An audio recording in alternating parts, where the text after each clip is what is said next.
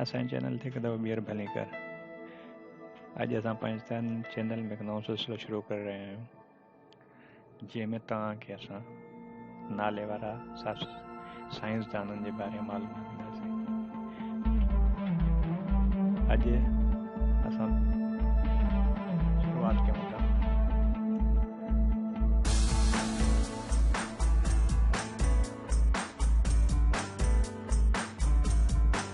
जेको 1212 का 287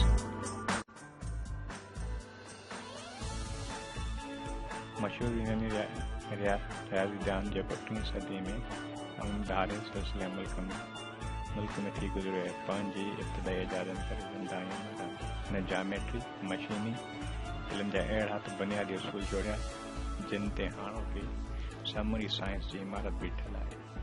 ही इल्म ख़ातिर जेरो रहियो ऐं हुन लाइ मौत माणी अमर बणियो।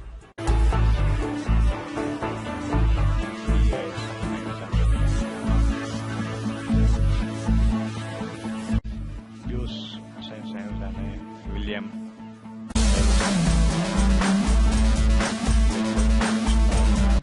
1491।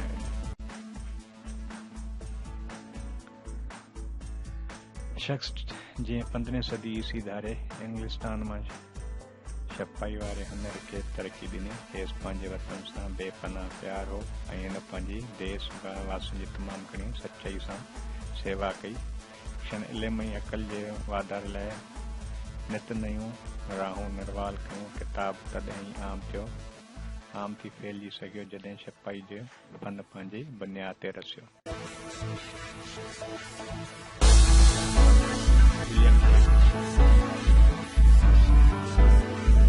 अॼु ही टियों साइंसदान आहे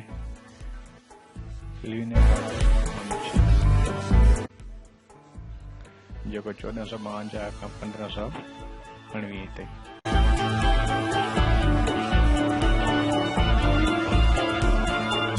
दुनिया में तमाम घटि अहिड़ा माण्हू हूंदा आहिनि जिन खे हरफन मोहल चयो वञे थो। जॾहिं इंसानियत जी अज़मत उहा आहे त असां ज़िंदगी जी हर राह में तवाज़ुन क़ाइमु रखी सघूं। जेकॾहिं कंहिं इंसान जो ज़हन अहिड़ो हुजे त हू साइंस खां सवाइ मसवरी बि ॼाणे हिन तकलीफ़ी ख़ुद बि हुजे ऐं ख़ूबसूरती जिस्म सां गॾु सभु संजीदगी भरियल हुजे, अहिड़े शख़्स लाइ असां चवंदा आहियूं त हिन इंसान जी बुलंद माने वरिते लेने वारो इंसान हो जो सारे जग में बेपनाह सलाहियत सभु घणो मशहूर ऐं संदसि जीवन सभिनी लाइ आहे जेको 1473 खां 1543 ताईं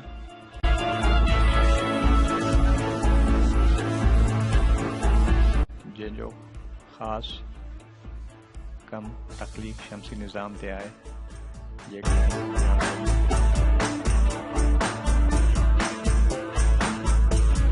साइंस आहिनि अॼु जी असांजे सिलसिले जो विलियम हार्वे जेको 1578 खां 1657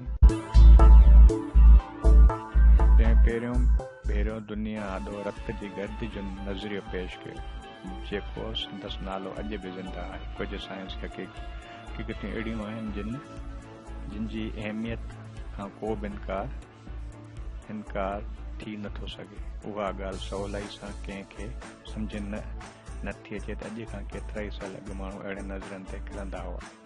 हार्वे पंहिंजो नज़रियो पेश कयो फैलायल पुराणनि गैर फितरी ॻाल्हियुनि जो अंत आंदो। मेडिकल साइंस में हिकु अहिड़ो नओं बाब जो इज़ाफ़ो कयो।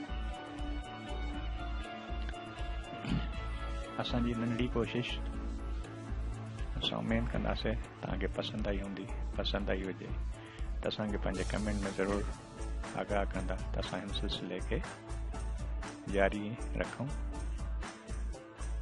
पंहिंजे राय खे ज़रूरु आगाह असांजे चैनल खे सब्सक्राइब कंदा। महिरबानी।